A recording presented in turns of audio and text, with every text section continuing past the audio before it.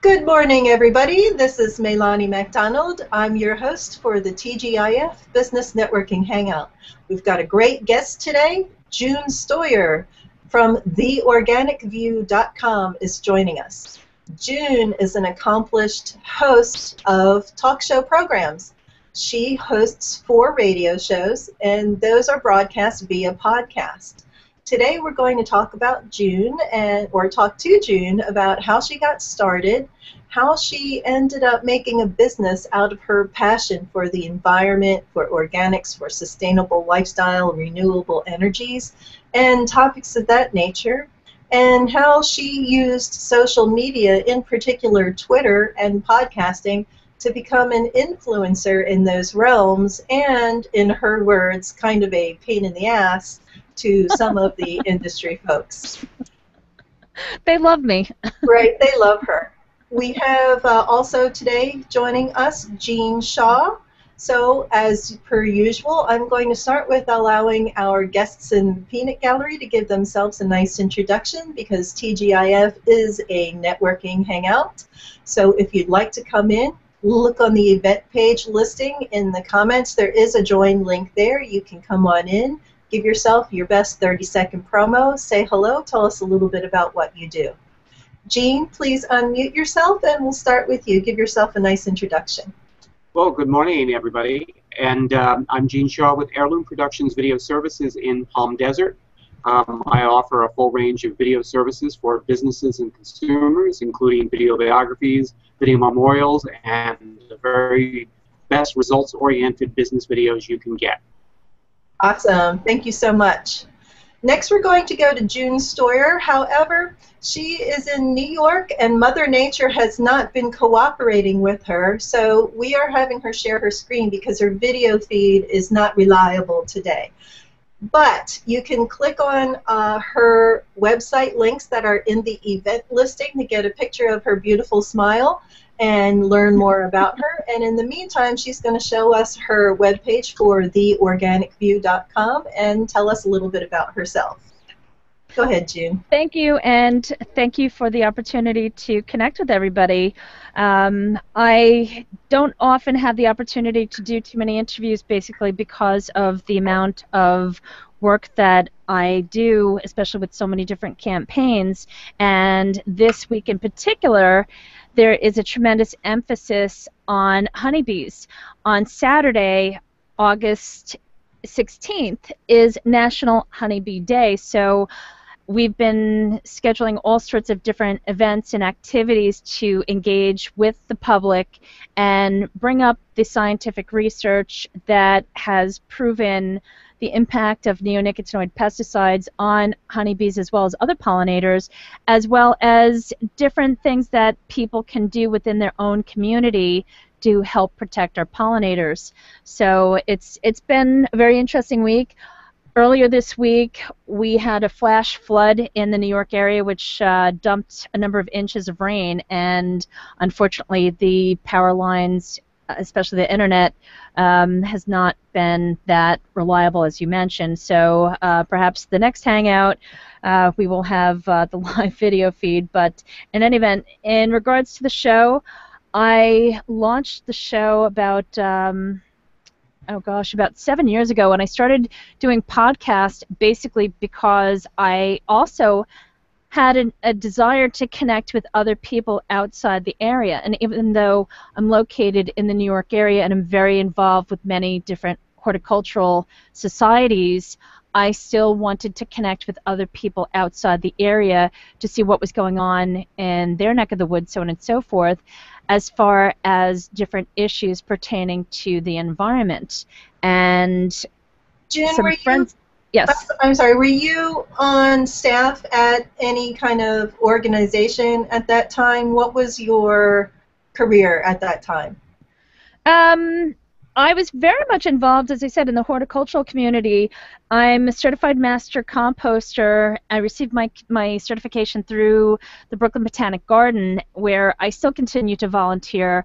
If you do come to New York City, I think it's one of the most beautiful places in the world, especially in New York City. And there's so much to do, whether you go by yourself or if you take your family. And there's so much information that's available for the public to learn about the environment. My particular emphasis is on composting, and I'm also a Master Gardener through Cornell's Cooperative Extension. And people don't really understand the importance of these types of certifications. You really go through a lot to get these certifications, and case in point, I recently discovered that I had poison ivy on my property after visiting Fort Tryon, which is up in Westchester. And it was interesting. Some folks in social media said to me, oh, you know, you should burn the plants. And I know better than to burn a plant, especially a plant like poison ivy, which if you do breathe in any of the oil that the plant produces and you breathe that in, you could wind up really doing some major damage to your body, and you will wind up in the hospital. It's actually an issue that many firefighters deal with. So when you have people that are just extending themselves and putting out all sorts of information out there and they really don't have any proper training, it can be more damaging than help. So that's one of the reasons why it's really important. There's so much information that is poured into social media, and to a certain degree, it's important that people do connect with one another, but once again, it's the internet, and there's so much information out there. You really have to be careful where you're sourcing your information from. And when you started with your podcasting 7 years ago, was it fairly new? Yeah, nobody was doing what I was doing. Absolutely nobody was doing what I was doing, and I actually reached out to a number of people that I knew in the organic industry, which is where I had a number of connections on a national scale, and it kind of just grew from there because of my own personal interests. I became involved with the whole campaign to ban neonicotinoids, not because of my work as a hobbyist beekeeper, but because of my work tagging monarch butterflies. It's such a beautiful experience to collect the eggs and just watch the whole process of metamorphosis with a monarch butterfly.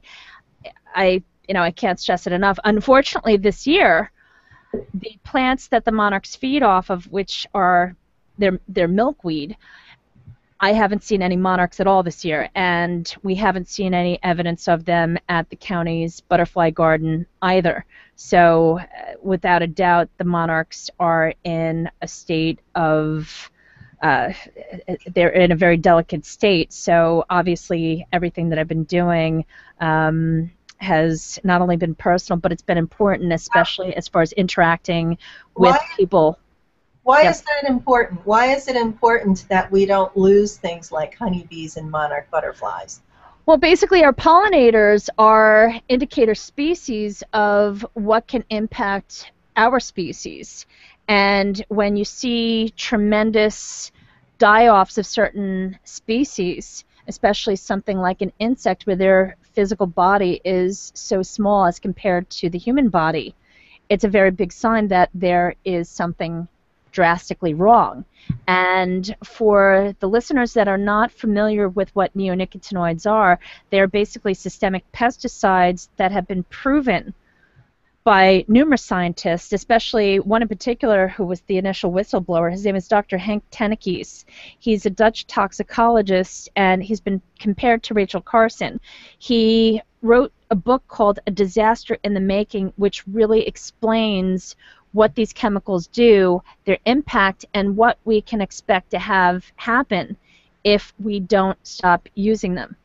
So the educational component is extremely important, and it's not just a problem here in the United States, it's a global problem. So it's something that everybody needs to be concerned about, because at the end of the day, if we don't have pollinators, it's going to make a tremendous impact on the types of foods that we do have available.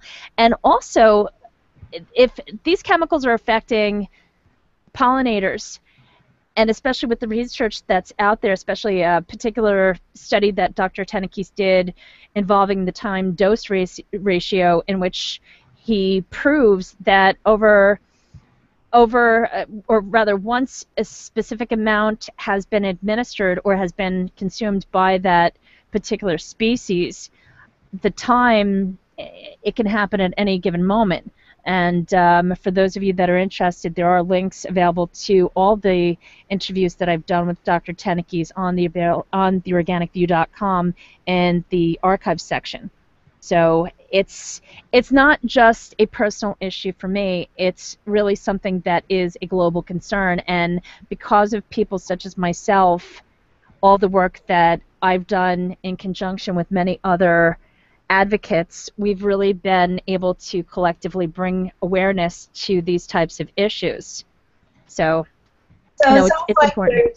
There's a couple of issues there. One, without the pollinators, our food supply is impacted because it's not getting pollinated, therefore it's not going to produce food. And two, because their bodies are so little, things that happen go through their systems and it happens quickly, and so it's sort of a quick indicator of what's going to happen to us, just taking a longer amount of time. Is that correct in my Yes. See, it used to be thought that with the traditional pesticides, maybe 20, 30 years ago, people would wash, like an apple, for example. They would wash the apple or peel the skin off, you know, cut the skin off and then consume the apple, and that was considered to be acceptable. With the systemic pesticide, it's applied either as a foliar application, in other words, they spray the actual plant, or it's applied as a seed treatment. So before the seed is even planted, it's dipped into these chemicals and then planted, and basically it's absorbed by the plant's vascular system. So when a honeybee, for example, comes to that plant, the honeybee is not a pest to the plant, but by design these chemicals were meant to kill insects, period, which is kind of the irony, because industry is saying that they are not responsible for the deaths of these honeybees, that it's everything from varroa mites to all sorts of different diseases.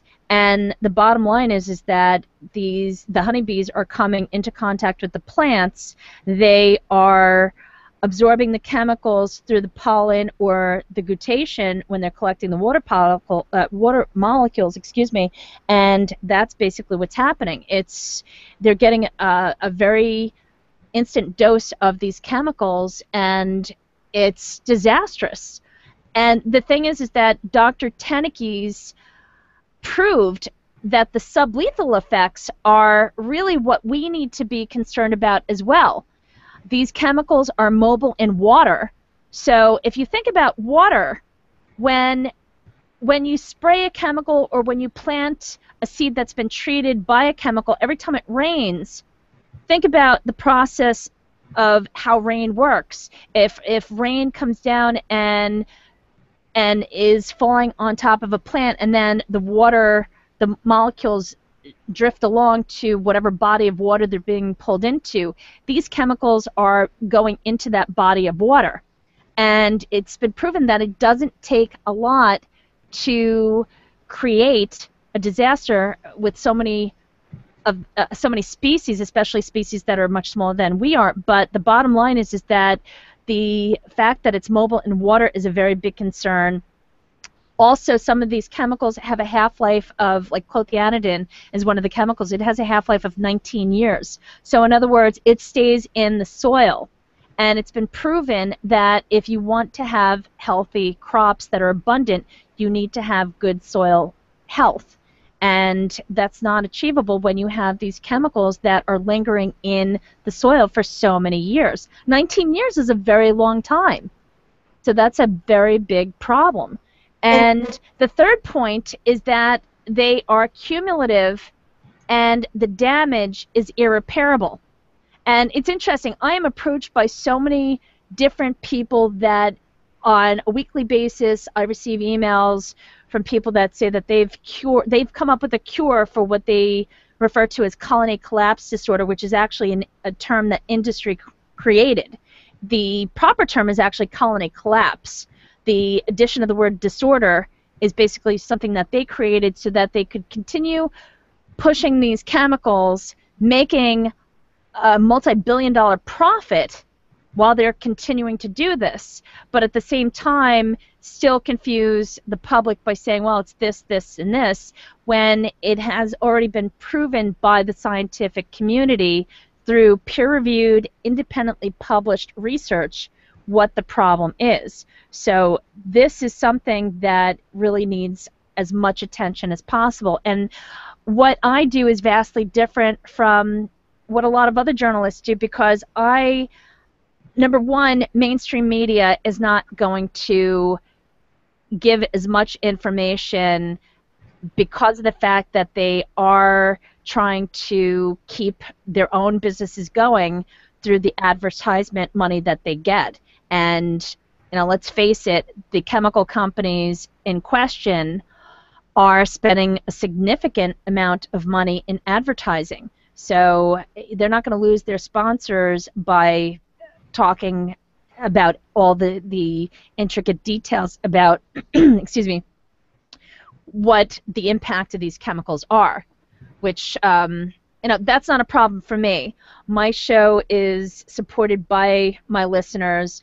The companies that I do allow support from, these are companies that I happen to like, and I know that that's something that you wanted to ask me in regards to sponsorship. So, you have to like the companies that are working with you, and if it's a company, like I've had opportunities where I could have taken sponsorship from companies that they don't have the integrity and they're not on the same page as me, and my integrity is just not for sale. I'm not going to take money from companies that I just don't support. And at the end of the day, I'm not doing this because I have nothing better to do. This is not a hobby for me. This is a choice that I've made. And as far as other monies that I need, basically that's why I work. So that's basically how I fund the shows. So June, let me address a couple of things there. So basically, you learned all of this as a master gardener, and when you started doing your podcast 7 years ago, you just wanted a way to reach out to the community and educate them about all these issues and encourage action. Is that correct? To a certain degree. I mean, the knowledge that I have isn't just from being a master gardener. I grew up at a farm.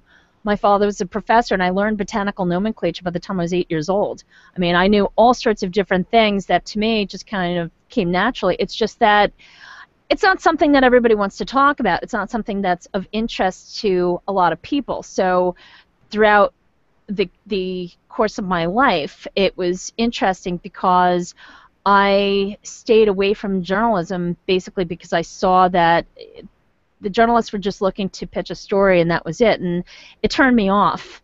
Right. I just didn't want to do that, and I had always enjoyed working with people. I had always enjoyed just different components of marketing. I thought it was fun, and also I felt very strongly about the need for education, and I think that's because of my upbringing. So my background truly is a combination of agriculture, horticulture, and my own personal interests as far as expanding that knowledge and then tying it in with my professional background. So it's been an interesting mix. Let's talk a little bit now about the mechanics of how you actually do that. Has the technology in podcasting changed a lot from when you first started 7 years ago to today? What programs do you use to create your podcasts, and how do you distribute them? Years ago, there were only a number of options if you wanted to record an interview and then upload it to the internet. Excuse me. You could have done it through a number of things. You could have recorded it with your cell phone.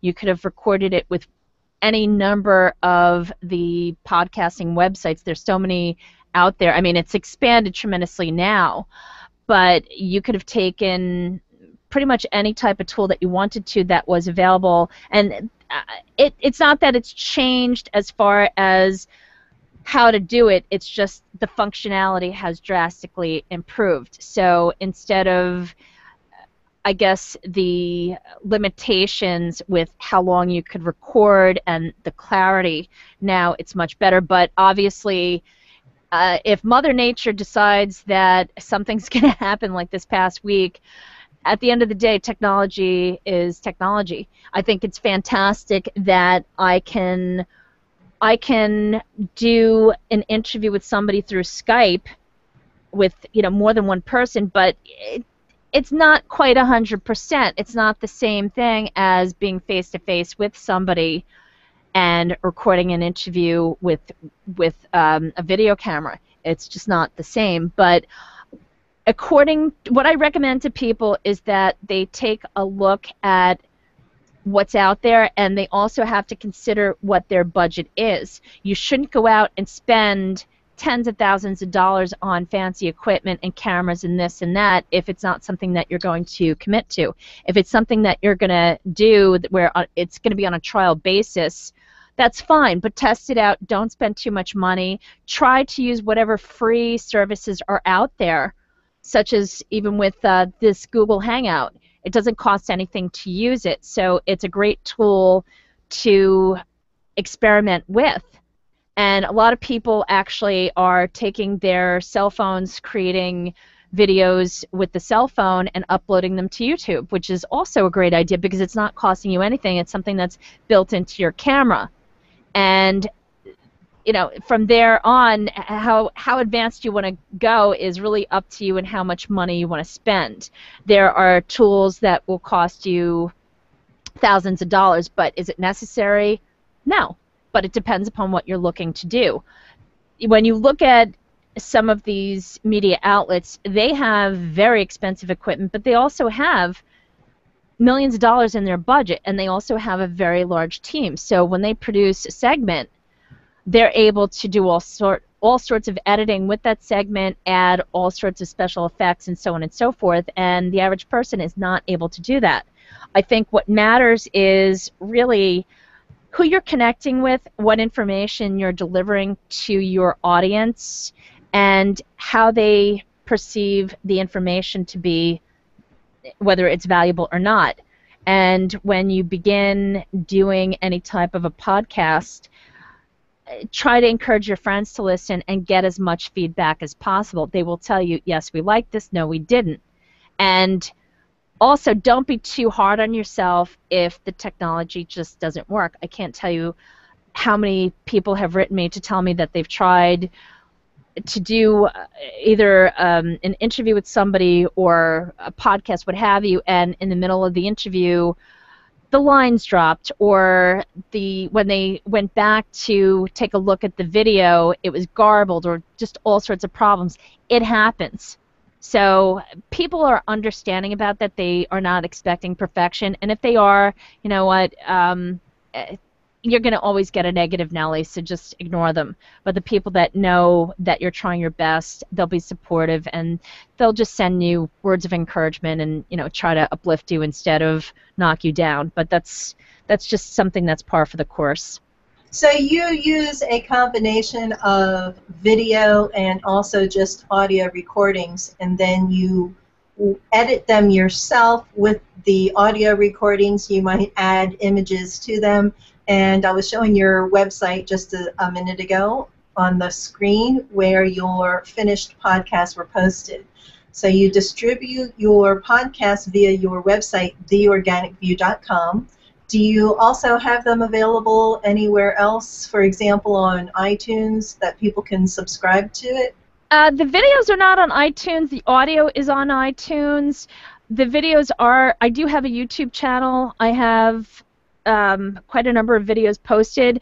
One of the issues, and this might be a good time to talk about this, is plagiarism. It's interesting that people are still stealing content left and right, and they think that, well, I'll just steal the interview and I'll just drive traffic to my site. It's great content, and this person is just going to have to deal with it. No, that's not the case. There, you can basically find out who that person, if they steal your content, what I recommend that you do is you find out who hosts their website. And one of the easiest ways to do that is to go to a company like Namecheap.com, or I know that they offer a free Whois search, and basically it pulls up the hosting company. And then there is a notification form that you send to the hosting company in which you basically cite what the copyright infringement is, whether it's a photo, whether it's an article that you've written, or a video. It doesn't matter what it is. Or even for folks that are musicians that have created original music, you can send a notification, and they do take these things very seriously, and they do respond, and they will remove that content. I actually chased one guy who kept ripping off my videos. I think he had 7 different hosting companies that he used, and finally I managed to shut him down. And if he does it again, honestly, I'm just at a point where it's like, this guy is just he's just kind of making a game out of it, and I have bigger things to do, bigger and better things to do with my time than deal with somebody who's like this. But the plagiarism, unfortunately, it's something that does happen. No matter how hard you try to prevent people from ripping off your content, it does happen. When you say stealing your content, is he actually changing it, or do you mean he's just like putting your videos on his website? And do you think that there could be any, on the flip side of that, or the silver lining of that, could there be any benefit in that your content is being spread further and wider by other people? Stealing is stealing. I don't support anybody that steals. It's one thing if you ask someone if you can have permission to use some of the article, or if you want to reference the interview. That's one thing. That's the proper way to go about it. And my interviews, as well as my articles, are distributed by a number of very reputable organizations, newsletters, publications that are not necessarily on the internet, but paper. And I appreciate the courtesy that they give me, but there are some people who will actually take an article word for word. Sometimes they will provide attribution, sometimes they won't. And what's interesting is that Google will punish you for that. Google frowns upon that, and that's why Google will allow you to use so many words but not the full article. The reason that these people do it is because they don't have content. Right. So they're looking for quality content to put on their site to drive traffic to their site, and at the end of the day, it's not something that's really helping them, it's actually hurting them. Okay. But it also does have a negative impact to a certain degree. Like, Google loves me, so I'm kind of happy that I have a good relationship with Google, but many people do not, and they think that by taking a full article that somebody else has written and posting the full article that they're doing something good, and they're not. And that's something that Google has been pretty open about. In regards to this person, what he was doing was basically downloading the video and uploading it to his server. So it didn't help me as far as the number of hits to the interview. It didn't help me as far as driving traffic to my website. If he had just provided a link to my website, I probably might have worked with him, but at the end of the day, the guy is just using. And that's what a lot of people, I have so many people that write to me about this, it's incredible, and it is a huge problem. So what I decided to do was, for every new video that I put up there, I reached out to some of the companies that I have a great relationship with, and I chose to put in not only an audio ad, but an actual image showing whatever discount that they offer, what have you, to kind of give them a little bit of love back. So that's one way where it doesn't matter who's viewing the video if they upload the video to the site, because they're not going to take the time to edit it out of that video. They just want the content, and if it just so happens to be that you were smart enough to put an ad in there, they're not going to take it out. So in essence, at that point, they're actually helping you to advertise your business, your website, what have you. So that is what I recommend to people. And the same thing with audio. When I launched the show, I did not want ads. I wanted the content out there because I had an approach similar to PBS.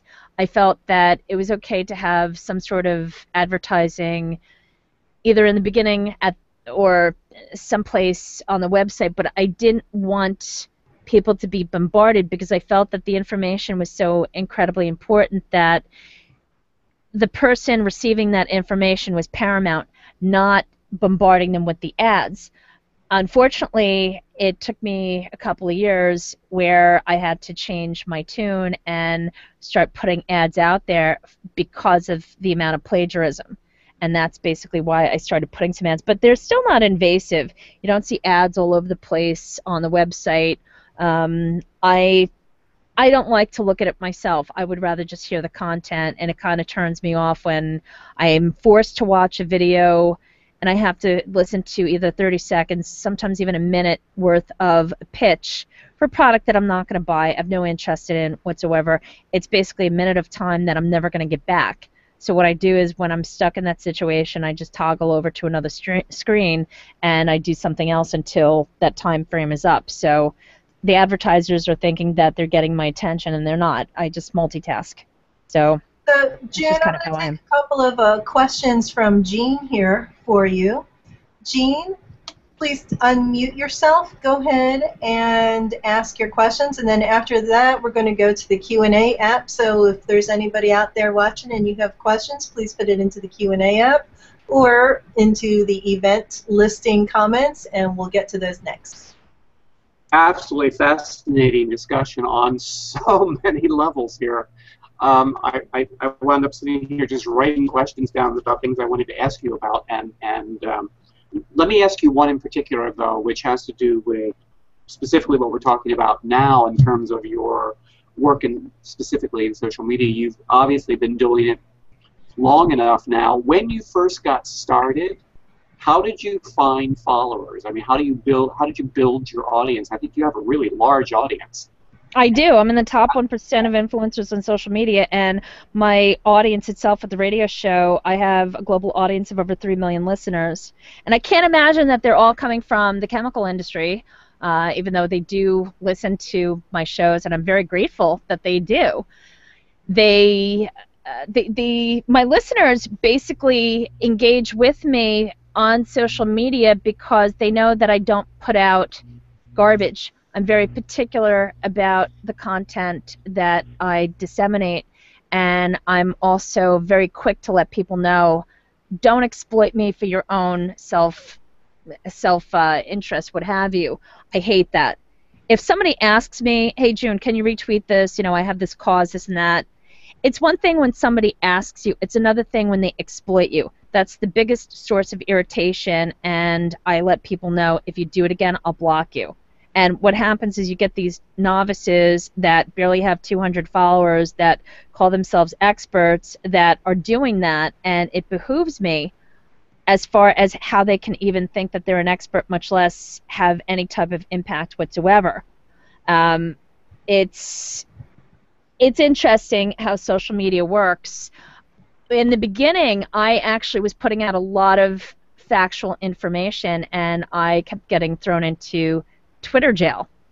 So that was kind of fun. Basically, Twitter would suspend my account for anywhere from an hour to, I think the most I was suspended was 3 days. And social media, to a certain degree, is an illusion. People think that if you have so many followers that you must be really influential. That's not the case. If you look at most celebrities, they might have millions of followers, but they don't engage. They only follow back a handful of people, and it's mostly them putting out messages. So it's kind of like the same thing with somebody putting out a message on TV. Big deal. They're sending out their message. Does that mean that it's going to change my mind or have an impact on me? No. But when I put something out there, I have people that are retweeting it, I have people that are sharing it all over, and I have people that are of great influence that are paying attention. And that's why I have the roster of guests that I have. I work with some of the world's most influential leaders, not to mention some of the world's most renowned scientists that have been featured on the show, and they respect me because they know that I'm someone of integrity. So when you have people that are engaging on social media and they're either just putting out some sale that they're having, this and that, you know, everybody's going to do what they want to do. But if you really want to engage, have a conversation with someone, try talking about whether it's a simple good morning or it's you're talking about a subject like, for example, Robin Williams just passed away, and it's such a sad situation, but instead of focusing on the sadness, he brought so much joy to people. And just to have a simple exchange with a few people that appreciated his work in whichever film or just his work as a stand-up comedian, it's a way to engage. And that's really what social media was created for, to engage. And people don't do that. They think that they should manufacture content and just put it out there. And that's not what it's really about, and they tend to forget that. And with Twitter, along with Facebook, it's interesting. Twitter held me back for the last 2 years. They would not let me follow more than 71,000 followers. And I kind of made a little bit of a drastic move, I would say about 6 months ago, and I unfollowed about 40,000 people in a clip. I just unfollowed all of these accounts that were basically accounts that appeared to be valid, and then all of a sudden you go and you look back and you see that it's a porn spammer or somebody who doesn't even have an active account. And I just got rid of all of the dead accounts. And for whatever reason, Twitter was not letting me follow new people. And I saw that they were also unfollowing a lot of my friends that I interact with on a regular basis. So I started telling people, look, if I unfollowed you for some reason, let me know. And there was some sort of rumor that there was a Twitter bug which unfollowed you. No, it's basically Twitter that's doing that, because the bottom line is they want money. They want you to advertise. And that's what it's all about. That's the bottom line. The same thing with Facebook.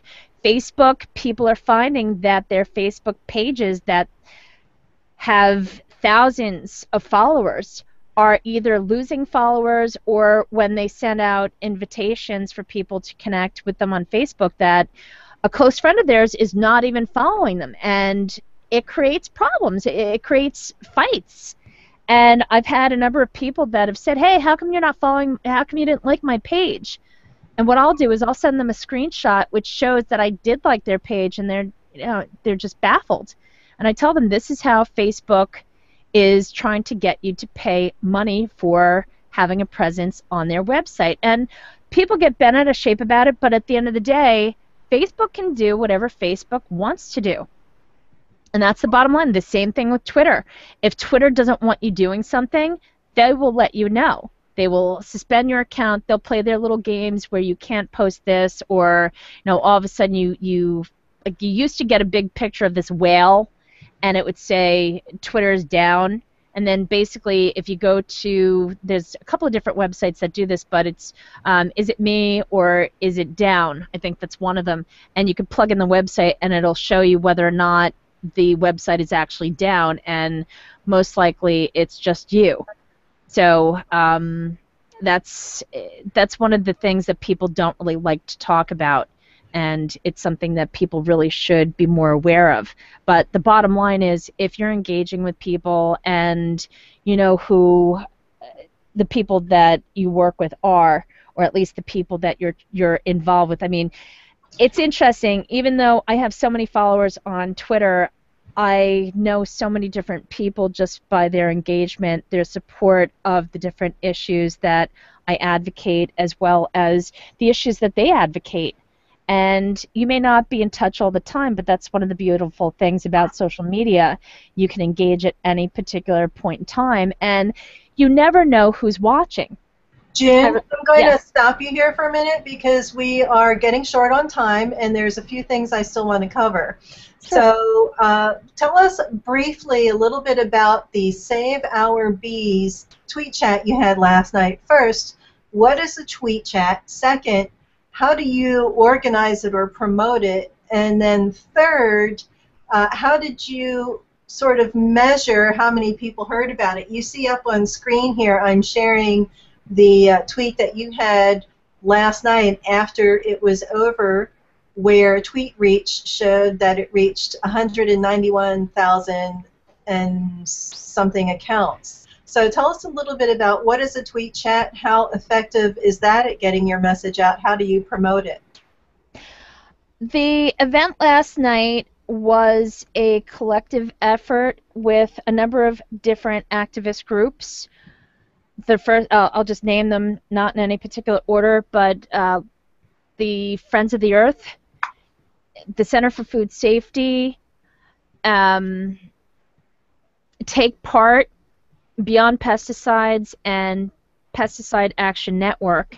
And there were a couple of other advocates. I hope I mentioned everybody, but the purpose of the event was to focus on the importance of honeybees and, their impact on food security.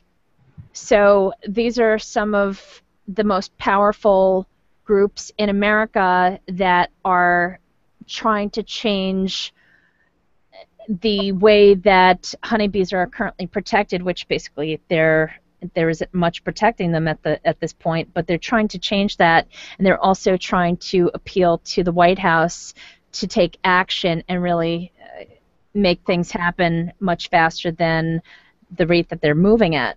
So that was the purpose of the event. Basically, we decided upon the hashtag that we wanted to use ahead of time, and it was kind of like an interview with multiple people. I wanted to make sure that everybody had an opportunity to get involved, and once again, it goes back to engagement.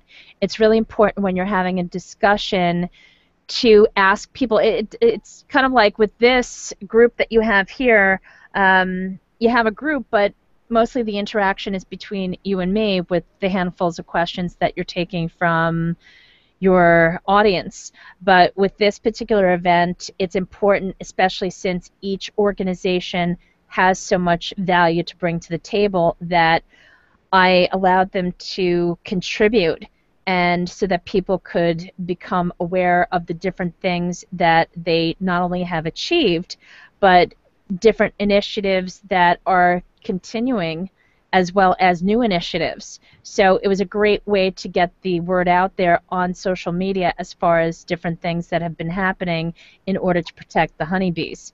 And in regards to measuring the hashtag, if you just do a simple Google search for hashtag reach, that's basically a great way to, I mean, there are a lot of paid services that you can use. I don't recommend that you necessarily need to pay for that type of service. Tweet reach is great because you could see exactly how much of an impact you've made. And with anything, try to use whatever resources are available that are free. Because at the end of the day, you could spend so much money, and it doesn't mean that it's going to be effective. I remember there was, I don't want to say the name of the company, but there was one particular tool that we paid a subscription for, and it was a waste of time because they basically just allowed you to record audio, and I could record audio with my cell phone. I don't need to pay close to $1,000 to record audio, but it is what it is.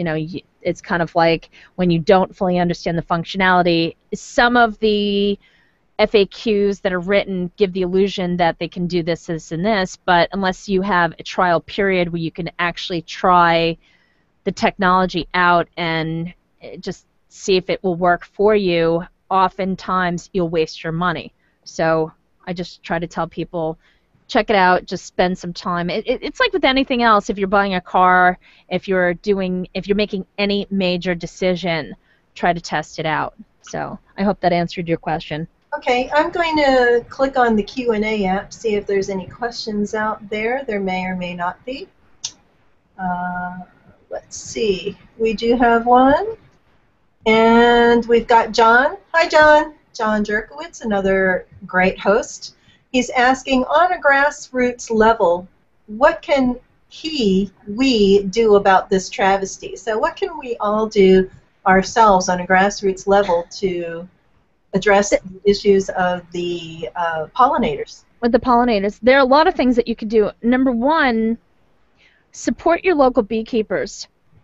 If you do consume honey, if you don't, that's fine.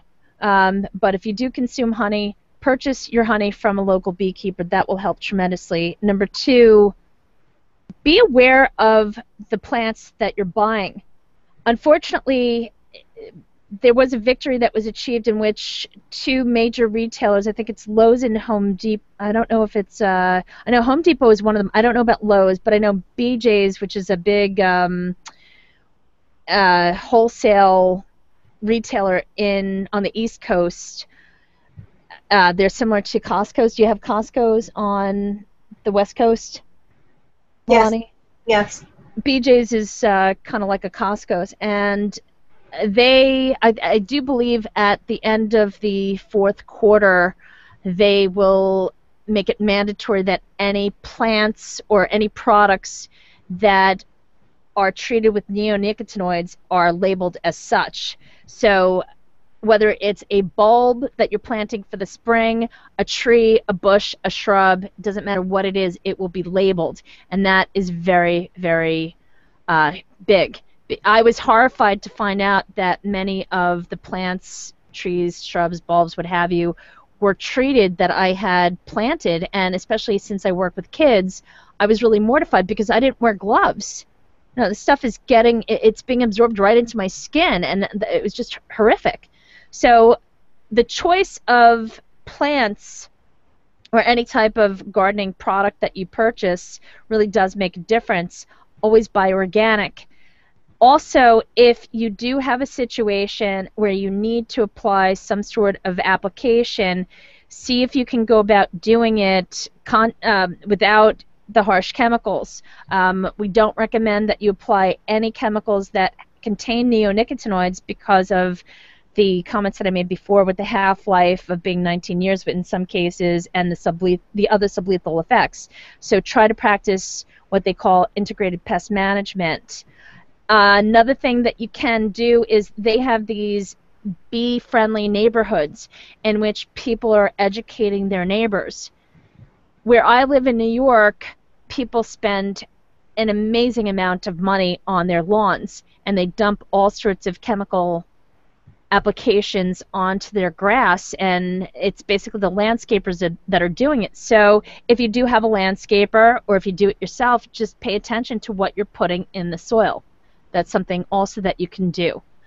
Another thing that actually the entire group was asking the public to do is this particular Saturday to write to the editor of your local newspaper and make some sort of a request that the White House take action in order to ban these chemicals. And we can't put enough pressure on the White House to do something, and especially since the First Lady does have a pollinator garden in which, from what I understand, the chemicals are not allowed. So, you know, that's a great example, but we need to make that a national issue. So I'd like to say, add to that, an easy way for people to find links to petitions that are going to go to the White House is to go ahead and search that hashtag Save Our Bees on Twitter. I have the tweet reach report up here, but there are lots of links to petitions that are going to the White House in that conversation. Well, you could just simply go to the friendsoftheearth.org or to the Center for Food Safety, even Beyond Pesticides. I mean, they all work together. So it's it's a collaboration of different groups that are trying to make this happen, and I'm happy to support all of their efforts. It's very important, the work that they do, and once again, it's not something that one person or one group can handle. It's got to be a collaboration because it is a huge issue, and it's something that can happen. I firmly believe that if the public is aware of what's going on and the public decides to take action, things can change. Case in point, I was involved very heavily in a recent campaign in which we managed to succeed. We had this campaign that was directed at Governor Chris Christie in the state of New Jersey to pass a bill that fully banned the sale and purchase of ivory as well as rhino horns. And the reason that a full ban was being pushed is because a partial ban is still not enough. Basically, the poachers who are working, in many cases, with some of the biggest terrorist groups on this planet are slaughtering the last remaining elephants and rhinos, and the money that they're getting for these animal parts is extraordinary. And a partial ban, basically what they would do is continue to poach until the animal is extinct so that their stockpiles will skyrocket in value. So that's why we pushed for a full ban. And now that that full ban has gone through, one of my friends recently, she's also a journalist, she posted that New York has also pushed through a full ban. So we're very hopeful that since this has happened, we can help other keystone species as well as the honeybees. So there is a lot of hope out there. Awesome. We are getting pretty close to 10 o'clock here, so at this time I'm going to ask the gentleman down in our peanut gallery there if they have any last questions that they want to ask, and also this would be a good time, guys, for you to do your own promotions. Let us know if you have any events coming up that you'd like our audience to be aware of. Bill, I'll start with you, and since you came in a little late and didn't get a chance to introduce yourself, go ahead and do that now. Oh, unmute yourself, Bill. We're not hearing you. So while he's working on that, we'll go to... How's that? Oh, we hear you now? Okay. I had to mute the other mute button. Bill Sanderson, I live in Palm Springs. I have a web business as well as a wireless marketing company, and also if my partner has a new bagel company that we're getting off the ground. So I do a lot of social media for several of our companies, and my heart goes out to you for the plagiarism, because we've run into that with people, and unless you have deep pockets, it's really hard to keep track of them. Yeah, it is a job. It is a job just trying to track them, and you could literally spend morning, noon, and night focused on all the people that are ripping you off. But if you make certain boundaries and you just try to do what you can to minimize the damage, that's the best that you can do, really. Yeah. It's not going to 100%. Sure. Yeah, I had a question. Do you find which social media do you think, you feel you get the most exposure through, if you had to choose one? I use so many different networks. It really depends upon what you're looking to do. Well, no, where do you get the most traction? If you put out the same content in all of them, theoretically, do you feel you get more from a YouTube video, a Facebook post, a Twitter post, or what are your analytics telling you for your communities? It depends upon the issue. It depends upon who I'm trying to reach. I go by the value of the different network. Sometimes I'll use Twitter because I want something that's out that doesn't require a lot of content, just something that might be simple. Or Facebook, if I'm trying to connect with certain groups that are not active on Twitter, I'll use Facebook for that reason. I know it's not giving you a clear-cut answer, but there isn't really a clear-cut answer, because not everybody is on Twitter, not everybody is on Facebook, not everybody's on Core, not everybody uses LinkedIn. It's amazing. Yeah, maybe I should rephrase it. Where do you feel you get the most interaction? Twitter and Facebook. Okay. But I don't know. I would say my top sites are Twitter, Facebook, Pinterest, and LinkedIn. Okay, that's fine. That's good. Thank you. Oh, you're welcome. Thanks for asking. Go ahead. Do you have anything that you'd like to promote or any questions you'd like to ask? No, I actually.